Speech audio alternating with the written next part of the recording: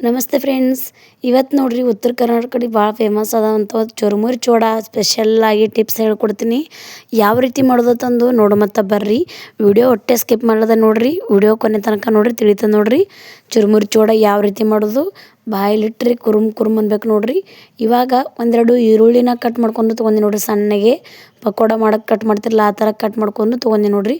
ಈಗ ಚೂಡುವನ ಮಾಡೋಕೆ ಚುರುಮುರಿ ತೊಗೊಂಡೆ ನೋಡ್ರಿ. ಅದಕ್ಕೆ ಸ್ವಲ್ಪ ಸಕ್ರೆ ಸಣ್ಣಗೆ ಪುಡಿ ಮಾಡಿ ತೊಗೊಂಡೆ ನೋಡ್ರಿ. ನಾವು ಚಾಕ್ ಹಾಕ್ತೀವಲ್ಲ ಅದೇ ಸಕ್ರೆ. 1 ಕಪ್ ಶೇಂಗಾ, 1 ಕಪ್ ಪುಟಾಣಿ ಮತ್ತು ಬೆಳ್ಳುಳ್ಳಿ. ಇಲ್ಲಿ ನೋಡಿ ಈರುಳ್ಳಿ ಮತ್ತು ನಾನು ಹಸಿ ಕೊಬ್ಬರಿನ ತೊಗೊಂಡೆ ನೋಡ್ರಿ. ಹಸಿ ಕೊಬ್ಬರಿ ತೊಗೊರಿ, ಒಣ ಕೊಬ್ಬರಿ ತೊಗೊರಿ ಮತ್ತು ಬೆಳ್ಳುಳ್ಳಿ ತೊಗೊಂಡೆ ನೋಡ್ರಿ. ಬೆಳ್ಳುಳ್ಳಿಗೆ ಜಾಸ್ತಿ ಜಜ್ಜಕ್ಕೆ ಹೋಗ್ಬೇಡ್ರಿ. ಬೆಳ್ಳುಳ್ಳಿ ಸೊಪ್ಪಿದ ಹಸಿಲೇನೆ ಇರಬೇಕು, ಸ್ವಲ್ಪನೇ ಜಜ್ಜಿರ್ಬೇಕು ನೋಡ್ರಿ, ಅಂದ್ರೆ ಟೇಸ್ಟ್ ಬರ್ತದೆ ರೀ. ಈಗ ಎಣ್ಣೆ ಒಳಗೆ ನಾವು ಶೇಂಗಾನ ಕರ್ಕೊಂಡು ತೊಗೋಬೇಕು ನೋಡ್ರಿ. ಈ ಥರ ಮಾಡೋದಿಂತ್ರ ಭಾಳ ಟೇಸ್ಟ್ ಆಗ್ತವ್ರಿ ಚೂಡುವ. ಒಂದು ಸಲ ಈ ಥರ ಟ್ರೈ ಮಾಡಿ ನೋಡ್ರಿ ನೀವು.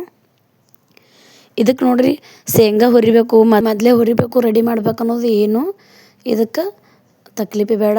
ಇವಾಗ ನೋಡ್ರಿ ಇದು ಚೆಂದಾಗಿ ಈ ಥರ ಕರ್ಕೊಂಡು ತೊಗೋಬೇಕು ನೋಡ್ರಿ. ಮೊದಲು ಹಾಕಿದಾಗ ಜಾಸ್ತಿ ಗುಳ್ಳಿ ಬರ್ತಿರ್ತಾವೆ, ಆಮೇಲೆ ಬರ್ತಾ ಬರ್ತಾ ಎಣ್ಣೆ ಗುಳ್ಳಿ ಕಮ್ಮತ್ತವಲ್ಲ ಅವಾಗ ತೆಗೆದು ಬಿಡ್ರಿ ಶೇಂಗಾ. ಇವಾಗ ಕೊಬ್ಬರಿನ ಹಾಕೊಂಡೆ ನೋಡ್ರಿ. ನೀವು ಒಣ ಕೊಬ್ಬರಿ ತೊಗೊರಿ, ಹಸಿ ಕೊಬ್ಬರಿ ತೊಗೊರಿ, ನಿಮಗೆ ಯಾವ ಕೊಬ್ಬರಿ ಇಷ್ಟ ಆಕದ ಆ ಕೊಬ್ಬರಿ ತೊಗೊರಿ. ಈ ಕಡೆ ಜಾಸ್ತಿ ಒಣಗಿದ್ದು ಇಲ್ಲ, ಜಾಸ್ತಿ ಹಸಿನೂ ಇಲ್ಲ, ಮೀಡಿಯಮ್ ಇದ್ದಿದ್ದು ತೊಗೊಂಡೆ ನೋಡ್ರಿ ನಾನು. ಅದನ್ನು ಎಣ್ಣೆ ಒಳಗೆ ಚೆಂದಾಗಿ ಕರ್ಕೊಂಡು ತೊಗೊಳತ್ತೀನಿ ನೋಡ್ರಿ. ಮತ್ತು ನಿಮ್ಗೆ ಕೊಬ್ಬರಿ ಇಷ್ಟ ಇಲ್ಲ ಹಾಗೆ ಮಾಡ್ಕೊತೀನಿ ಅಂದ್ರೆ ಹಾಗೇನೂ ಮಾಡ್ಕೊಬೋದು ನೀವು, ಏನು ತೊಂದರೆ ಇಲ್ಲ. ಇವಾಗ ನೋಡ್ರಿ ಗೋಲ್ಡನ್ ಥರ ಫ್ರೈ ಆಗುತ್ತಾನ ಇದು ಎಣ್ಣೆ ಒಳಗೆ ಕರೆದು ತೆಗಿತೀನಿ ನೋಡ್ರಿ. ಮತ್ತು ಇವಾಗ ಇದು ಈ ಥರ ಮಾಡೋದಂತ್ರ ಇದು ಭಾಳ ಮಸ್ತ್ ಅಂದ್ರೆ ಮಸ್ತ್ ಟೇಸ್ಟ್ ಬರ್ತದೆ ರೀ ಬಾಯಿ ಒಳಗೆ ತಿನ್ನುವಾಗ. ಅದಕ್ಕೆ ಇವಾಗ ಅದೇ ಎಣ್ಣೆಗೆ ನಾವು ಒಗ್ಗರಣೆ ಹಾಕೊಂಬತ್ತ ಬರ್ರಿ.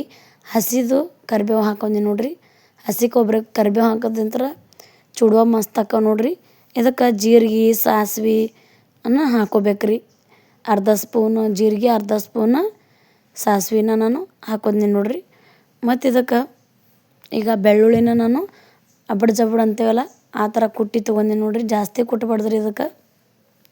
ಮತ್ತು ಬೆಳ್ಳುಳ್ಳಿ ಸೊಪ್ಪಿ ತೆಗೋದು ಬೇಡ, ಹಾಗೇನೋ ಮಾಡ್ಕೊಬೋದು ರೀ. ಇದು ಬೆಳ್ಳುಳ್ಳಿ ಸೊಪ್ಪಿ ತೆಗೆದು ಪೂರ ಸಣ್ಣಗೆ ನಾವು ಈಗ ಯಾಕೆ ಸಾಂಬಾರು ಕತ್ ಹಾಕ್ತೀವಲ್ಲ ಆ ರೀತಿ ಮಾಡ್ಕೊಂಬಿಟ್ರೆ ಟೇಸ್ಟ್ ಬರೋಂಗಿಲ್ಲ ರೀ. ಇದು ಇದೇ ಥರ ಇರ್ಬೇಕು ನೋಡ್ರಿ, ದಪ್ಪ ದಪ್ಪಗೆ. ಇದು ಹೀಗೆ ಸ್ವಲ್ಪ ಇದು ಫ್ರೈ ಆದ ನಂತರ ಇದಕ್ಕೆ ಅರ್ಧ ಸ್ಪೂನಟ್ಟು ನಾನು ಹಳದಿ ಪೌಡರ್ನ, ಅರಿಶಿನ ಪೌಡ್ರನ್ನ ಹಾಕತ್ತೀನಿ ನೋಡ್ರಿ.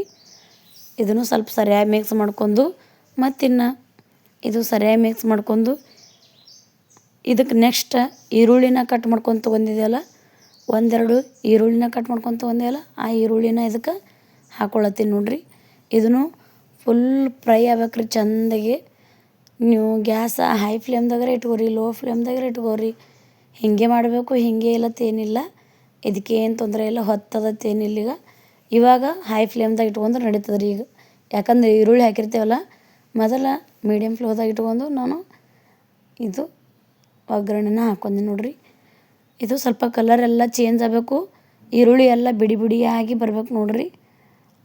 ಅಂದ್ರೆ ಈರುಳ್ಳಿ ಹಾಕೋದಿಂತರ ಈರುಳ್ಳಿ ಹಾಕತ್ತೀನಿ ಅಂದ್ರೆ ಈರುಳ್ಳಿ ಹಾಕೋದಿಂತರ ಟೇಸ್ಟ್ ಮಾತ್ರ ಭಾಳ ಭಾರಿ ಇರ್ತದೆ ರೀ.